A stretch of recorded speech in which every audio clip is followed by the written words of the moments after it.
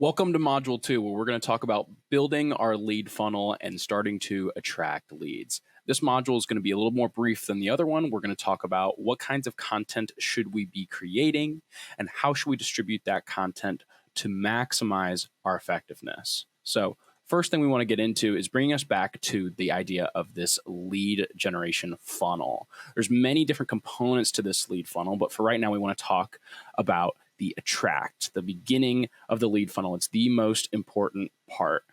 This is when we hear us talking about staying top of mind. This is the idea of how do you bring your audience that exists in the internet and bring them into your place, bring them into your online sphere, and you start to cultivate them. We want to attract them. We know that they're out there, but how are we going to create engaging content and distribute that content in such a way that's going to start to bring them in to this lead generation funnel, so then we can start to convert them and eventually close. And the way that we do that is with targeted content. Now, this is going to kind of fall into a little bit of conversation around niche creating, which actually is our next module. So we're just going to keep the niches very, very brief here. First-time home buyers, families looking to upsize, retirement. These are all very general niches. But to give you an idea of creating content that's specific to your audience, these are the examples that we're going to use.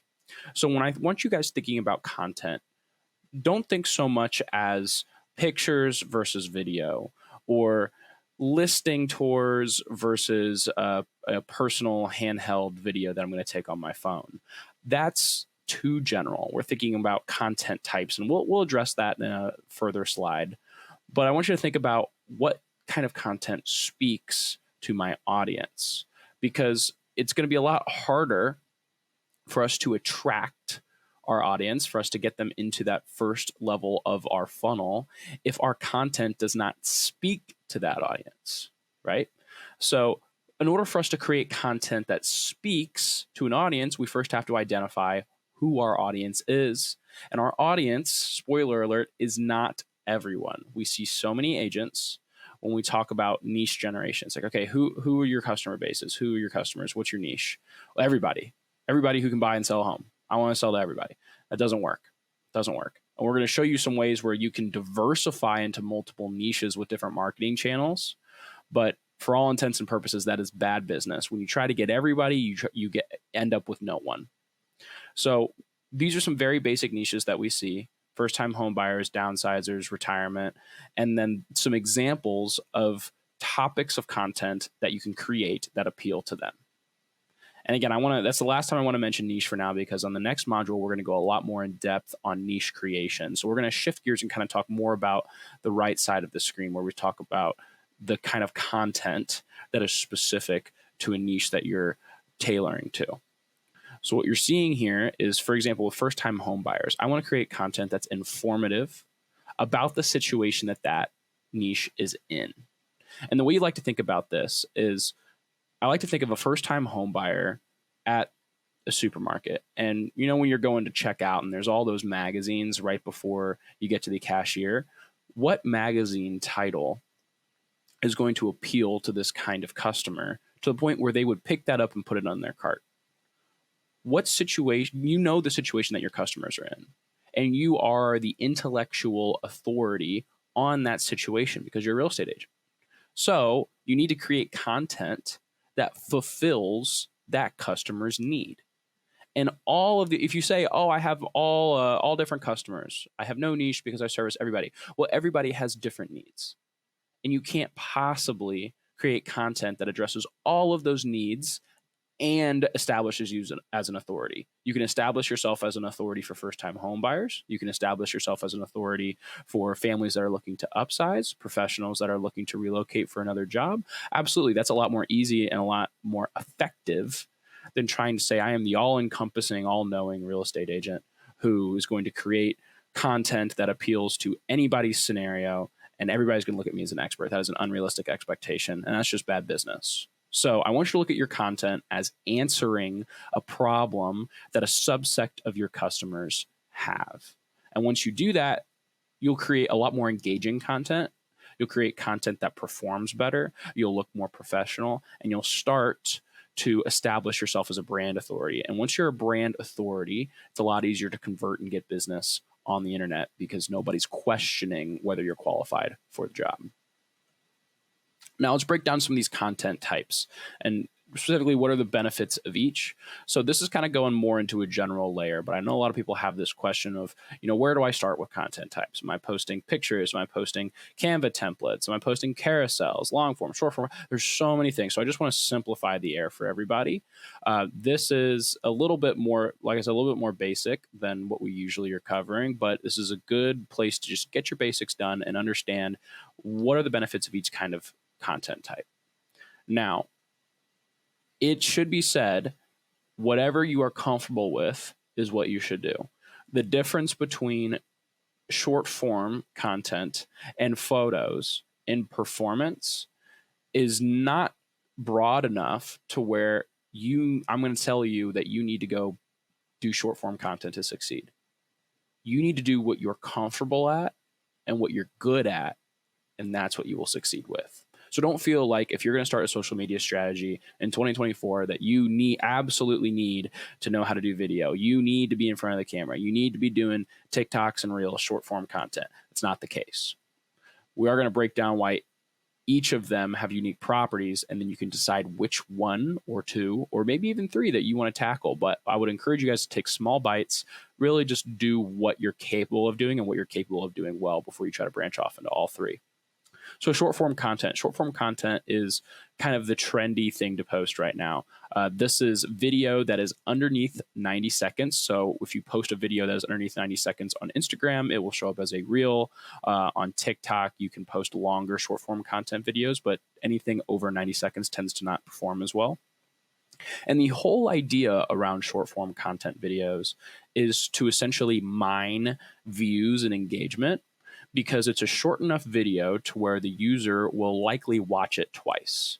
And the algorithms have seen if users watch videos multiple times, that it's a good video and it will get boosted in the algorithm. So that's the whole idea. That's how short form content started. That's why everybody liked it, is because people noticed that, hey, the shorter video I post, the higher chance it has of getting views, because I'm essentially going to trick somebody into watching it multiple times. Now, whether or not that's good business or not, we've had algorithms kind of catch up to that fact. And short form content is not nearly as lucrative as it used to be.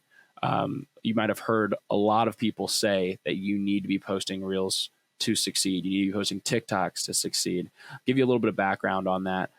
Instagram and Facebook, when TikTok, a couple of years ago, when TikTok was taking everybody's market share, you probably noticed that YouTube launched YouTube Shorts, Instagram launched Reels, Facebook brought in short-term video. Everybody was trying to fight TikTok at its own game.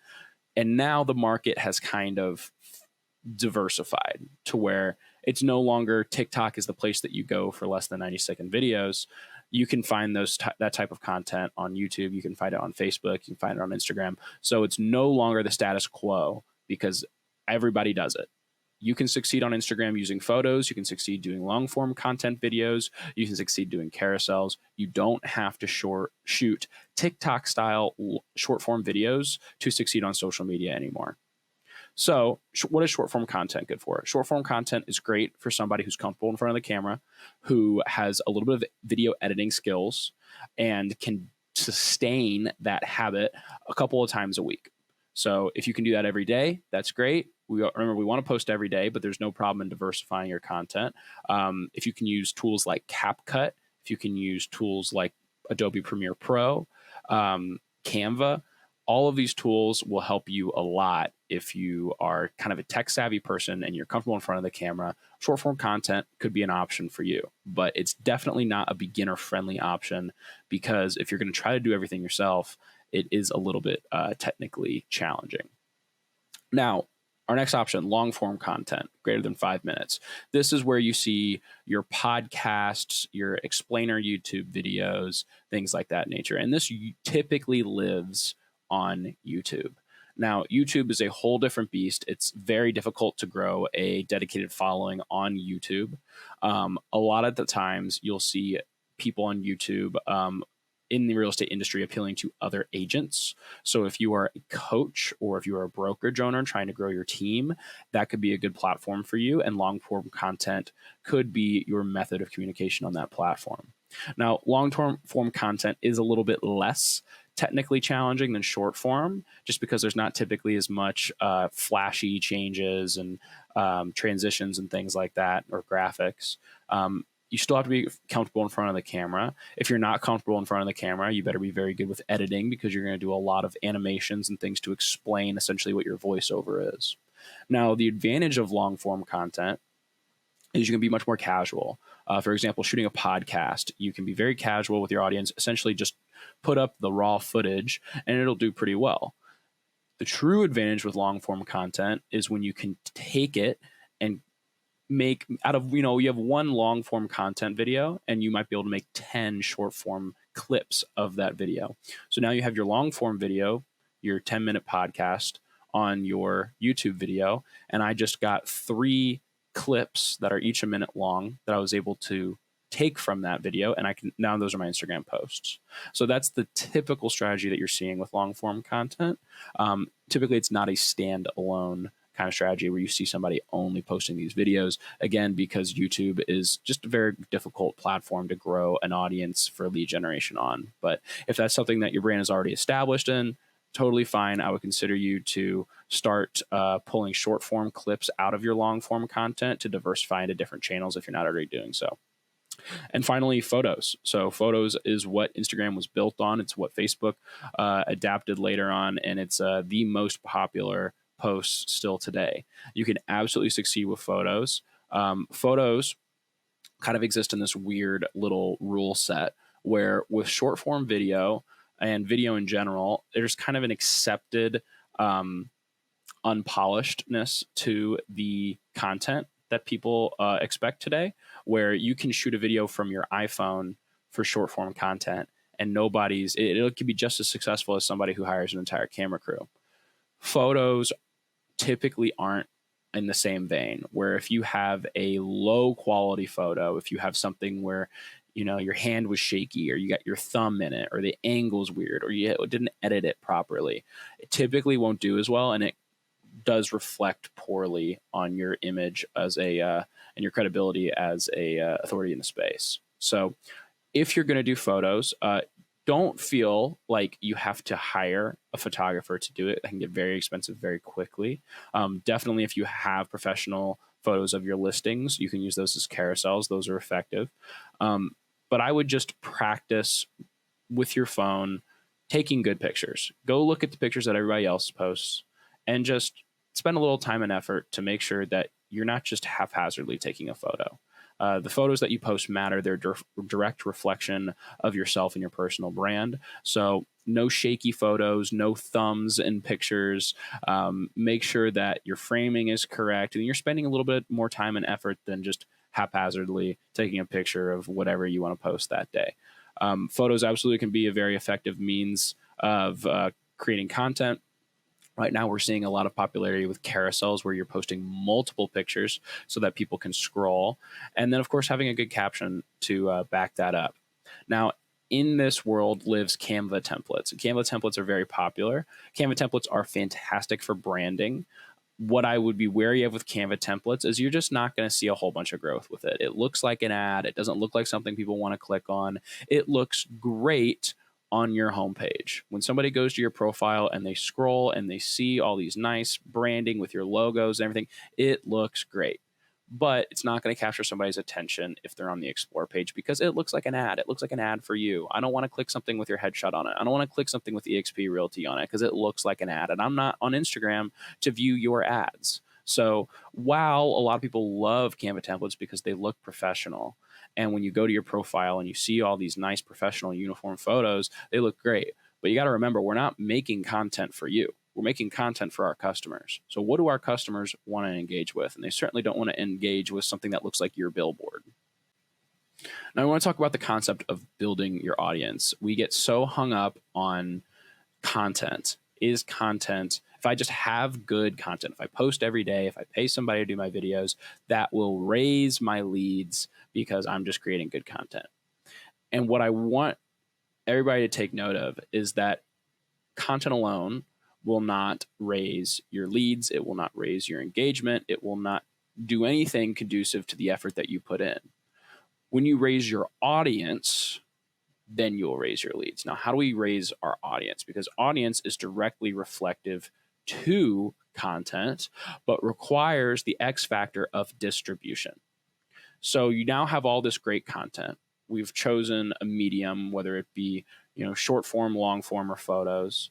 We've chosen a social media platforms that we're comfortable with, Facebook and Instagram, let's say.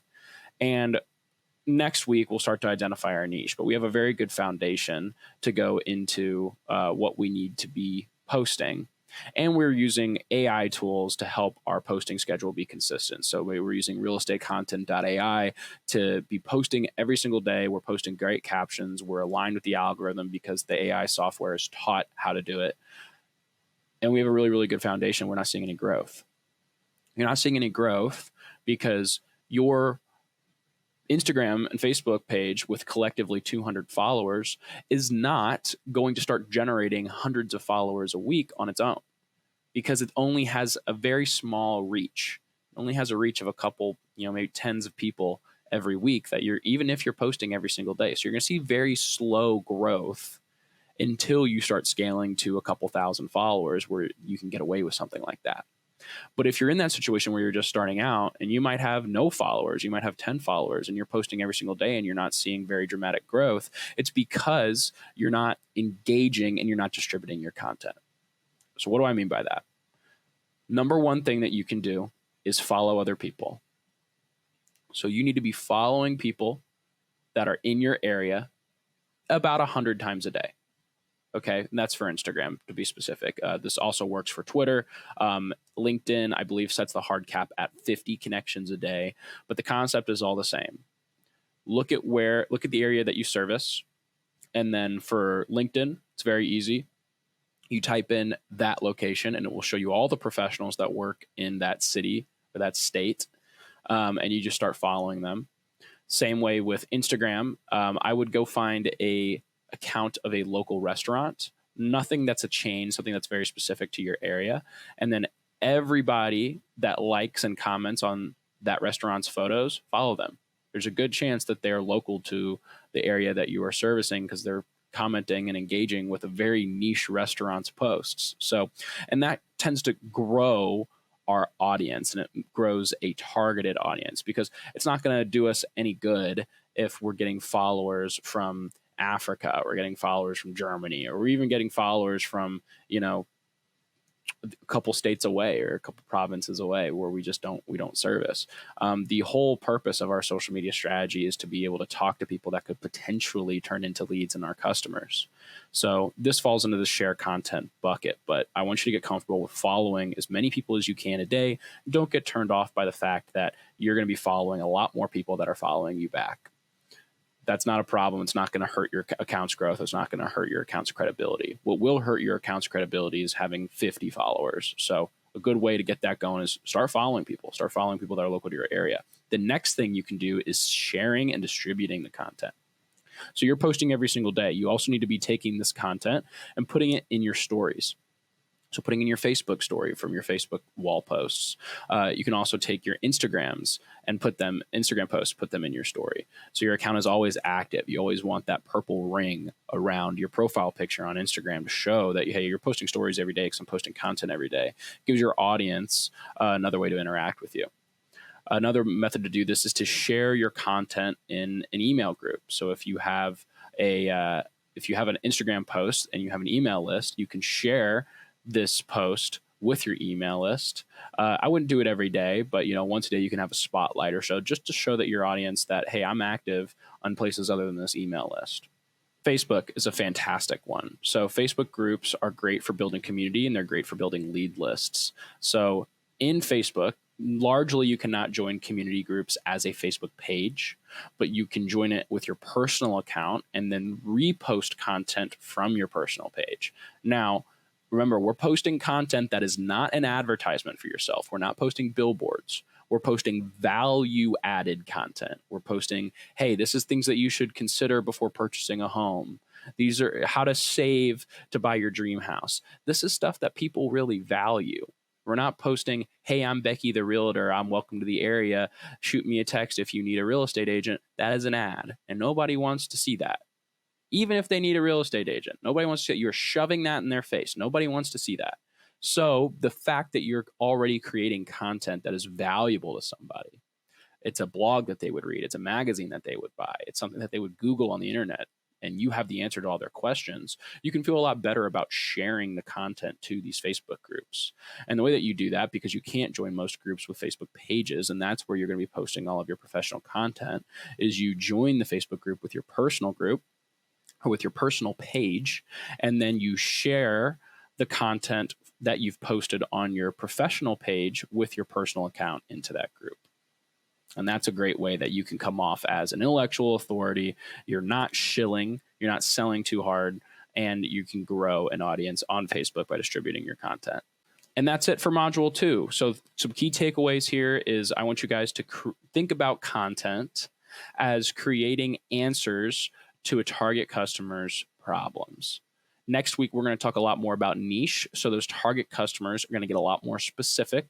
We're also going to address all the concerns there are about, if I have a niche, how am I going to get business from people who aren't in that niche?